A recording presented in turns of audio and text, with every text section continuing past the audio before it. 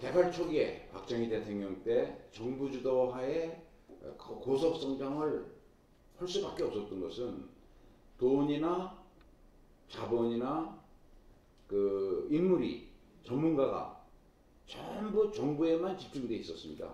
당시 대학 진학률이라는 게 20%도 안 됐고 우리 사회에 유능한 사람 전부 고시 패스해서 안정된 직장 정부에 가 있었거든요. 그런데 지금은 어떻습니까? 경제 성장의 과정의 결과 정부보다는 민간에 훨씬 더 훌륭한 전문가층이 많이 분포되어 있고 또 두텁게 층을 이루고 있습니다. 이것이 우리 사회의 큰 변화를 만들고 있죠. 그리고 전체적으로 소득 수준이 향상됐고 소비 수준도 향상되어 있거든요. 이런 상황에서 정치는 어떠냐 하면 늘 여야가 극단적인 대립화에서 몸싸움도 불사하고 멱살 잡고 시정 잡배처럼 국회의사당에서 그런 꼴을 보이니까 국민들이 아주 꼴도 보기 싫다. 그래서 생긴 현상이 이게 안철수 현상이라고 저는 생각합니다. 정치에 대한 불신이 극에 달한 것이죠.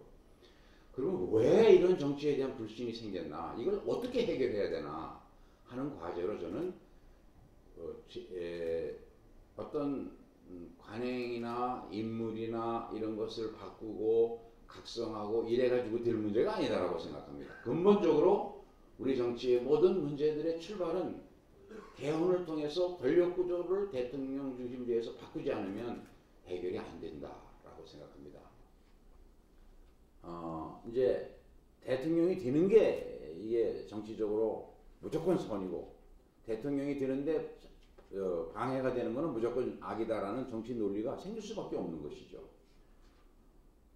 그래서 여당은 거수기가 되고 국회는 통법부로 하는 것이 많은 국민들이 그렇게 해야 안정된 정치고 잘 가는 정치다 이렇게 생각하는 그런 국민들이 많을 정도로 이게 고착화되어 버렸습니다.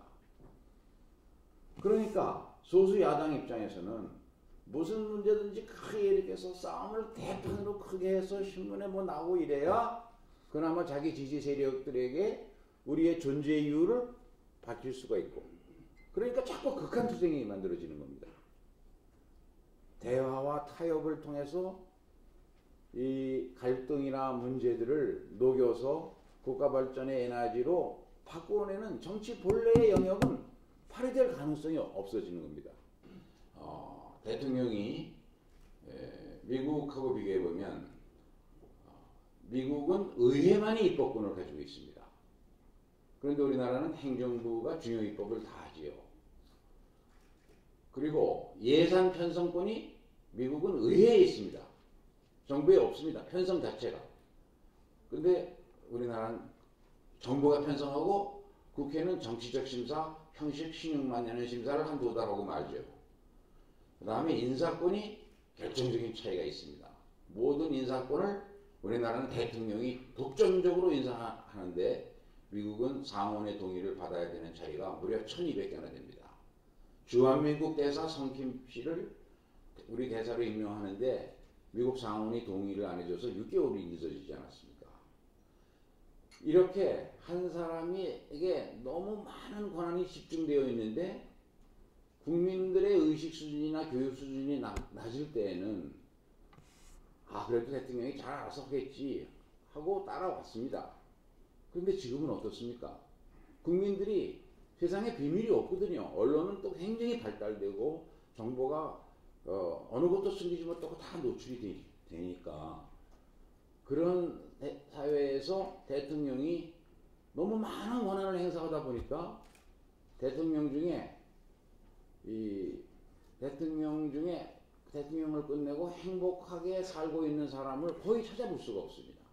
그래서 저는 이제는 우리 대통령제에 더 이상 존속되어서는 안 된다. 이 지향적 대통령제를 분권형 대통령제로 붙이지 않으면 우리 정치가 극한적인 대립의 정치를 벗어나기가 힘들다. 왜냐하면 한 사람이 모든 권한을 혼자 독점적으로 행사하기 때문에 정치하는 사람들의 목적이 무조건 정권 획득에 있고, 그러다 보니까 정치의 선은 국민들이 보기에 국민을 위하여 위하는 것이 아니라 실질적으로는 대통령 선거에 득이 되면 그게 선이고 대통령 선거에 손해가 되면 악이다.